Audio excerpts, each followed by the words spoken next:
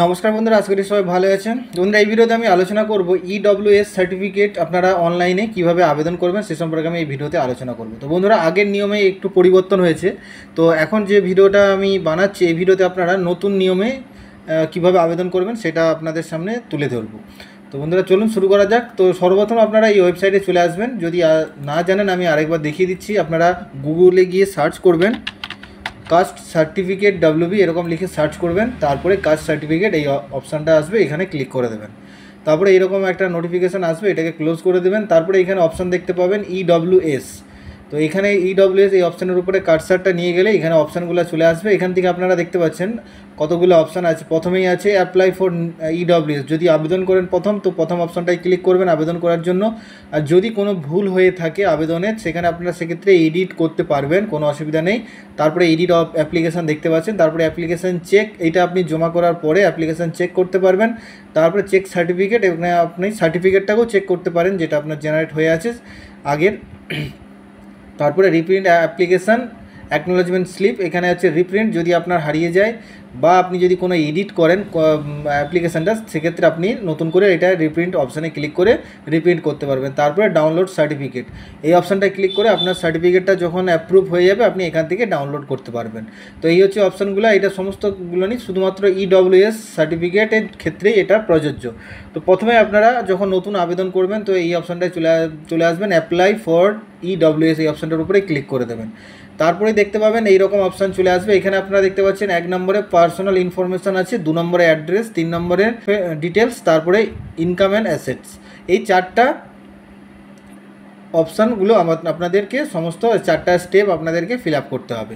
তো প্রথমে personal information, আপনাদেরকে এই ইনফরমেশানটা ফিল আপ করতে হবে। তো এখানে অ্যাপ্লাই ফর EWS আপনারা এখানে দুটো অপশান দেখতে পাবেন, স্টেট আর সেন্ট্রাল।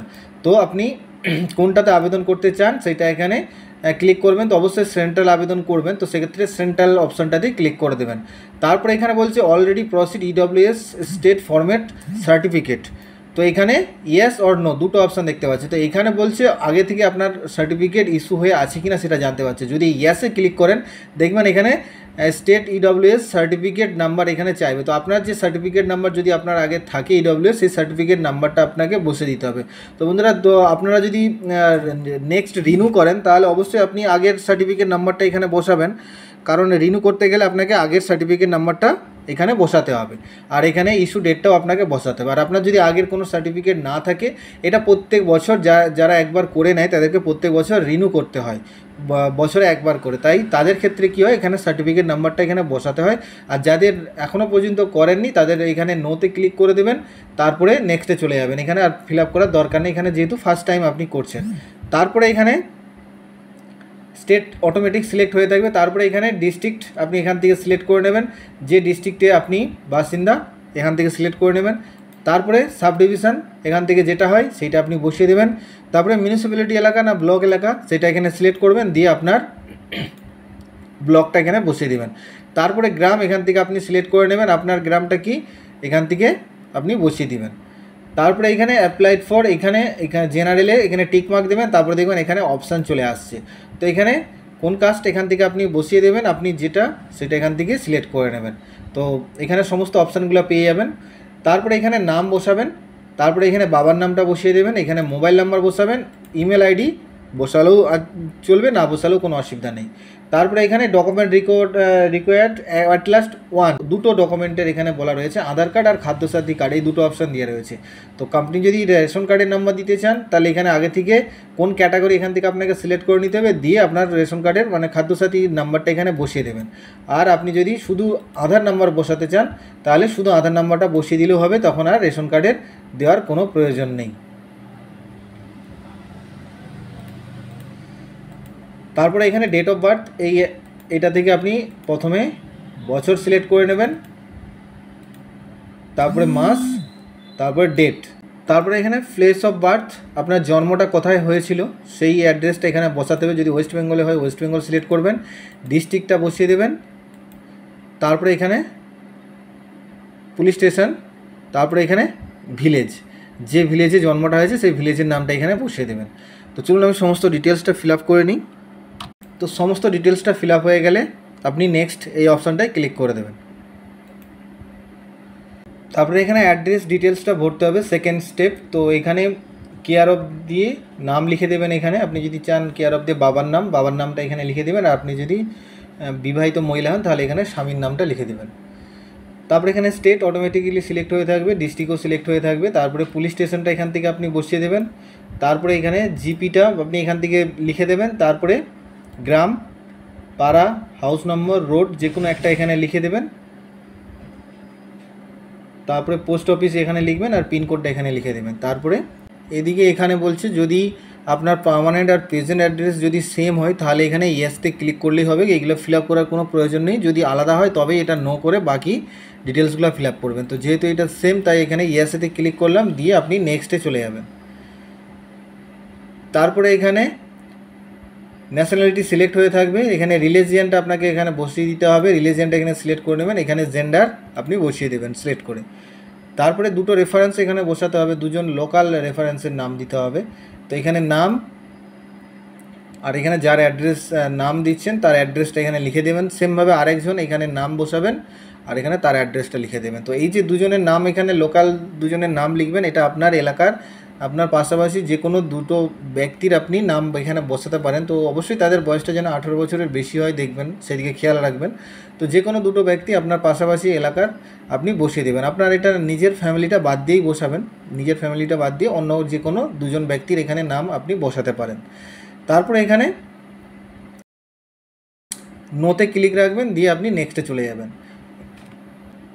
তারপরে এখানে নেক্সটে আসার পর এখানে আপনাকে ইনকাম অ্যান্ড অ্যাসেটস এই অপশানটা ফিল আপ করতে হবে। তার আগে এখানে দেখতে পাচ্ছেন আপলোড ফটো এখানে আপলোড করতে হবে। 100 কেবির মধ্যে জেপিইজি ফরম্যাটে আপনাকে স্ক্যান করে রাখতে হবে, সেটাকে আপনি এখান থেকে চুজ ফাইলে ক্লিক করে আপনি সেখানে ক্লিক করে দেবেন, আপলোড হয়ে যাবে।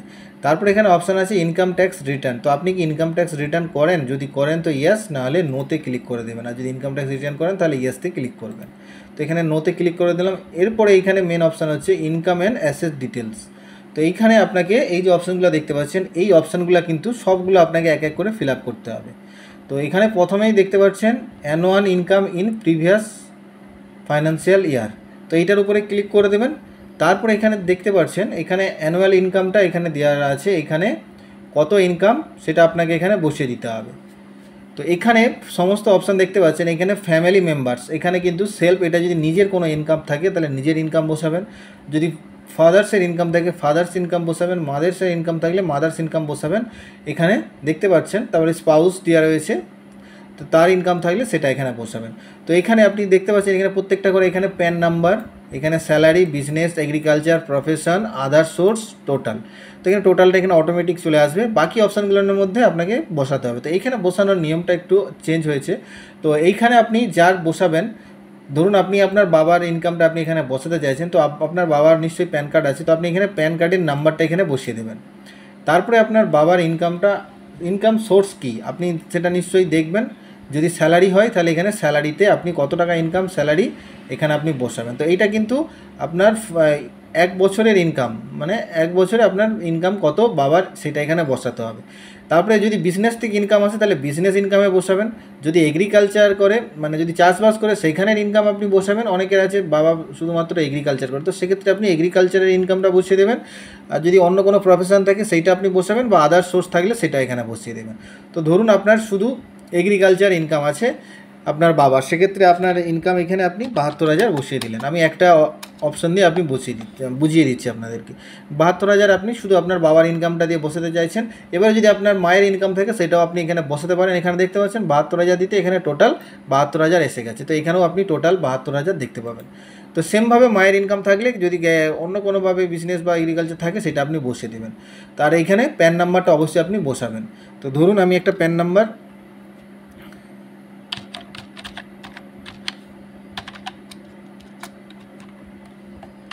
এমনি প্যান নাম্বার বসিয়ে দিলাম আপনাদেরকে বোঝানোর জন্য।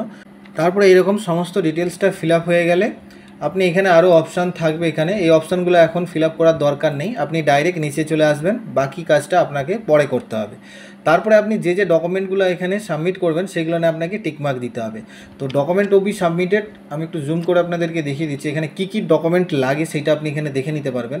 আধার card, Khadyasathi card of applicant, তো এটাতে টিকমার্ক দিয়ে দেবেন। আধার কার্ড অথবা রেশন কার্ড আপনি যে কোনো যেটা ওখানে বসিয়েছিলেন নাম্বার সেইটা দিয়ে দেবেন। তারপরে epic or citizenship certificate of applicant or parent, তো আপনার অথবা বাবার প্যারেন্টসের যে কোনো সিটিজেনশিপ এখানে ডকুমেন্ট একটা বসাতে হবে। সেখানে আপনি আপনার যদি ভোটার কার্ড থাকে অবশ্যই সেটা এখানে বসিয়ে দেবেন আর এখানে টিকমার্ক দিয়ে দেবেন। তারপরে প্যান কার্ড থাকলে প্যান কার্ড দিয়ে দিবেন, বার্থ সার্টিফিকেট থাকলে দিয়ে দিবেন, তো আপনার নিশ্চয়ই থাকবে। তারপরে আইটিআর ফাইল, যারা ইনকাম ট্যাক্স ভরেন তাদের আইটিআর ফাইল দেবেন, তারপরে যদি না থাকে তাহলে ছেড়ে দেবেন। তারপরে ইনকাম সার্টিফিকেট, এখানে ইনকাম সার্টিফিকেট দিয়ে দেবেন, অবশ্যই ভিডিও ইনকাম সার্টিফিকেট দিবেন। তারপরে রেসিডেন্স সার্টিফিকেট দিয়ে দিবেন, ডোমিসাইল ইন ওয়েস্ট বেঙ্গল, এটা আপনাকে অনলাইনে আবেদন করতে হবে। রেসিডেন্স সার্টিফিকেট আর ইনকাম সার্টিফিকেট কীভাবে আবেদন করতে হয় যদি না জেনে থাকেন, আমার চ্যানেল ভিডিও পেয়ে যাবেন, আপনি সেই ভিডিও দেখে নেবেন, চ্যানেল থেকে চেক করে নেবেন।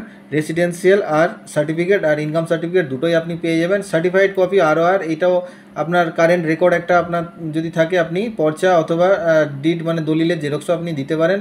তো কারেন্ট ROR মানে আপনার পর্চা কারেন্ট সালের কীভাবে বের করতে হয় সে সম্পর্কেও ভিডিও আপনার চ্যানেলে পেয়ে যাবেন, আপনি চেক করে নিতে পারেন। তারপরে এখানে সার্টিফিকেট, এখানে গ্রাম প্রধানের একটা সার্টিফিকেট দিতে হবে, কাস্ট সার্টিফিকেট, যেখানে আপনার গ্রাম প্রধান আপনাকে কাস্ট, আপনি যে কোন কাস্ট সেটা উল্লেখ থাকবে, সেই সার্টিফিকেট আপনাকে পঞ্চায়েত থেকে একটা নিতে হবে। আর সেলফ ডিক্লারেশন ফর্ম একটা NSGRB B, এটা আপনাকে ডাউনলোড করে নিতে হবে, এটা আপনি অনলাইনে পেয়ে যাবেন।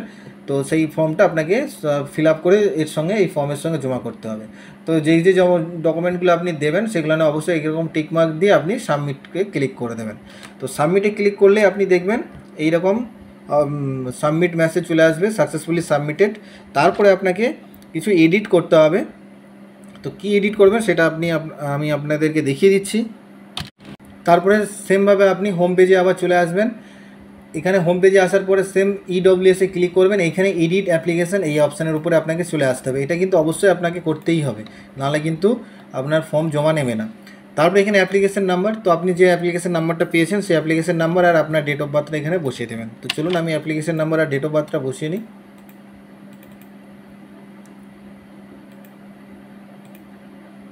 তারপরে এখানে সার্চ এই অপশানটার উপরে ক্লিক করবেন।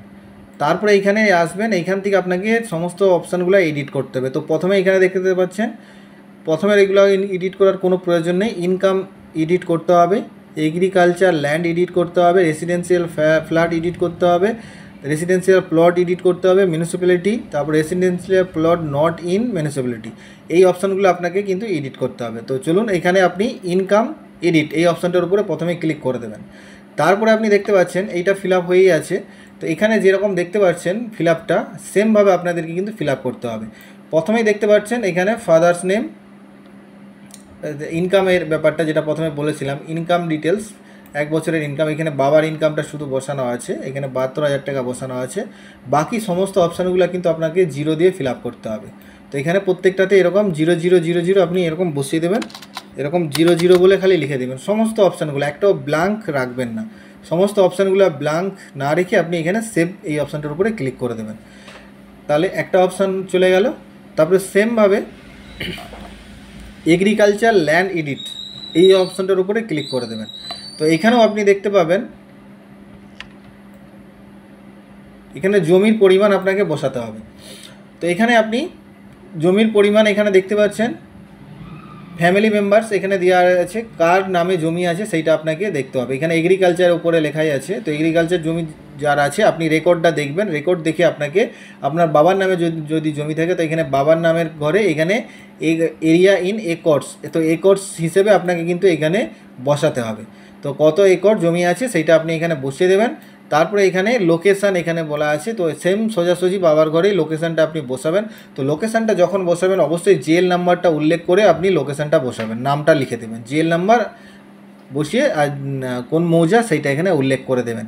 তারপরে যদি আপনার আর কারো নামে জমি থাকে, আপনার নামে যদি থাকে সেটা আপনি বসাতে পারেন, নাহলে সমস্ত ফিল আপগুলো কিন্তু আপনি 0 দিয়ে দেবেন। সমস্ত ফিল আপগুলো 0 করে আপনি সেভ এই অপশানটায় ক্লিক করে দেবেন। তারপরে দুটো অপশান হয়ে গেল। তারপরে এখানে রেসিডেন্সিয়াল ফ্ল্যাট এডিট, তো এই অপশানগুলো আপনি ভালো করে কিন্তু খেয়াল রাখবেন কী কী বসানো হচ্ছে, তো এইগুলো অবশ্যই আপনাকে ফিল আপ করতেই হবে। তারপরে এখানে বলছে রেসিডেন্সিয়াল ফ্ল্যাট, তো আপনার এখানে বাড়ির এখানে ডিটেলসটা এখানে জানতে চাইছে। তো এখানে বাড়ি যদি বাবার নামে থাকে তো অবশ্যই এখানে বাবার, এখানে এরিয়াটা বসাতে হবে আপনাকে স্কোয়ার ফুটে। তো আপনার যে বাড়িটা কত স্কোয়ার ফুটে আছে সেইটা আপনাকে এখানে হিসেবটা বসাতে হবে। তো আপনার বাড়ি যদি 500 বা 1000 স্কোয়ার ফুটের মধ্যে থাকে তবেই কিন্তু আপনি আবেদন করতে পারবেন। আপনার বাড়িটা যদি 1000 স্কোয়ার ফুটের বেশি, আপনার বাবার নামে যদি বাড়িটা থাকে 1000 স্কোয়ার ফুটের বেশি, তাহলে কিন্তু আপনি EWS ফর্ম অ্যাপ্লিকেশান করতে পারবেন না। তো অবশ্যই এখানে সেই হিসেবে আপনি এরিয়াটা মেপে নেবেন, কত স্কোয়ার ফুট হচ্ছে সেই হিসাবে আপনি স্কোয়ার ফুটটা বসিয়ে দেবেন। তারপরে এখানে সেমভাবে লোকেশান, এখানে জেএল নাম্বার আর আপনার মৌজার নামটা একসঙ্গে লিখে দেবেন। দিয়ে বাকি সমস্ত যে অপশানগুলো থাকবে সবগুলো নিয়ে সেমভাবে আপনি 0 বসিয়ে দিবেন, দিয়ে সেভ এই অপশানটায় ক্লিক করে দেবেন। তাহলে 3টে অপশান হয়ে গেল। তারপরে এখানে রেসিডেন্সিয়াল প্লট ইন মিউনিসিপ্যালিটি এইটার উপরে ক্লিক করবেন। তারপরে এখানে দেখতে পাচ্ছেন residential plot in municipality square foot yard. তো আপনাদের যদি রেসিডেন্সিয়াল এলাকায় প্লট থাকে তাদের জন্য এটা, যেহেতু এখানে রেসিডেন্সিয়াল এলাকায় কোনো প্লট নেই তাই এখানে সমস্ত ডিটেলসে আমি 0 রেখে দিয়েছি। যাদের আছে তাদের ক্ষেত্রে আপনি ইয়ার্ডে কনভার্ট করে আপনি এখানে বসিয়ে দেবেন কত হচ্ছে। তারপরে নেক্সট এখানে সেভ করে দেবেন 0 বসানোর পরে, যদি না থাকে। তারপরে এখানে residential plot not in municipality, তারপরে এইটার উপরে ক্লিক করে দেবেন। তো এইখানে মেম্বার ফ্যামিলি, এখানে সেমভাবে মেম্বার যদি বাবার নামে থাকে তো এখানে বাবার নামে আপনি বসাবেন। এখানে এরিয়াটা বলা হয়েছে স্কোয়ার ফুট ইয়ার্ডসে আপনাকে বসাতে হবে। তো ইয়ার্ডস বসাতে গেলে আপনাদেরকে কনভার্ট করে নেবেন স্কোয়ার ফুট থেকে স্কোয়ার ফুট টু ইয়ার্ডস, এরকম করে নেটে সার্চ করবেন। সার্চ করে আপনার যত স্কোয়ার ফুট আছে সেইটা আপনি এখানে বসিয়ে দেবেন। কনভার্ট করার পরে দেখবেন ইয়ার্ডটা ওখানে এসে যাবে। তাহলে কনভার্ট করার পরে যত ইয়ার্ড হচ্ছে সেই ইয়ার্ডটা আপনি বাবার নামে জমি থাকলে বাবার ঘরে বসিয়ে দেবেন, আর লোকেশান সেমভাবে জেএল নাম্বার আর নামটা মৌজা নামটা বসিয়ে দিয়ে এখানে সেভ করে নেবেন। তারপরে সেভ হয়ে গেলেই আপনি সমস্ত ডিটেলসগুলো দেখতে পাচ্ছেন সেভ হয়ে গেছে। তারপরে কিন্তু আপনাকে প্রিন্ট করতে হবে আবার ফর্মটা। তো প্রিন্ট করার জন্য সেমভাবে EWS-এ চলে আসবেন। তারপরে এখানে দেখতে পাচ্ছেন রিপ্রিন্ট অ্যাপ্লিকেশান, এই অপশানটার উপরে ক্লিক করে এখানে অ্যাপ্লিকেশান নাম্বার আর ডেট অফ বার্থ দিলেই দেখবেন সমস্ত পেজগুলো চলে আসবে। আপনি সমস্ত পেজগুলো আপনি প্রিন্ট আউট করে এর সঙ্গে সমস্ত ডকুমেন্ট আপনাকে জমা করতে হবে। এখানে আপনাকে যেমন বললাম আপনার আধার কার্ড, আপনার ভোটার কার্ড, আপনার প্যান কার্ড, আপনার এখানে রেসিডেন্স সার্টিফিকেট, আপনার ইনকাম সার্টিফিকেট, আপনার ডোমিসাইল সার্টিফিকেট, গ্রাম পঞ্চায়েতের আপনার যেখানে কাস্ট উল্লেখ করা থাকবে সেই কাস্ট সার্টিফিকেট আপনি নেবেন, আপনার বাবার ভোটার কার্ড আধার কার্ড নিয়ে নেবেন, আপনার মায়েরও ভোটার কার্ড আধার কার্ড, মানে আপনার ফ্যামিলির যত মেম্বার আছে সবারই একটা করে ডকুমেন্ট নেবেন, নিয়ে এই ফর্মের সঙ্গে অ্যাটাচ করবেন। আর অ্যানেক্সারি বি ফর্মটা আপনি ফিল আপ করে, আর একটা লাগে আপনাদের কোর্টের থেকেও একটা অ্যানেক্সারি বি ফর্মটাকে প্রিন্ট আউট করতে, একটা এভিডেভিট করে আপনাকে এর সঙ্গে অ্যাটাচমেন্ট করে কিন্তু আপনাকে সমস্ত ডিটেলসগুলো নিয়ে আপনাকে বিডিও অফিসে গিয়ে যোগাযোগ করতে হবে, সেখানে জমা করতে হবে। তারপরেই কিন্তু আপনার ফর্মটা এখানে অ্যাপ্রুভ হবে, নাহলে কিন্তু অ্যাপ্রুভ হবে না। তো বন্ধুরা এই বিষয়টাই আপনাদেরকে জানানো ছিল। বন্ধুরা ভিডিওটা ভালো লাগলে অবশ্যই লাইক করবেন, বন্ধুদের সঙ্গে শেয়ার করে নেবেন, এবং চ্যানেলে প্রথম যদি এসে থাকেন আপনারা তো অবশ্যই চ্যানেলটিকে সাবস্ক্রাইব করে নেবেন। দেখা হচ্ছে পরবর্তী ভিডিওতে, ভালো থাকবেন, ধন্যবাদ।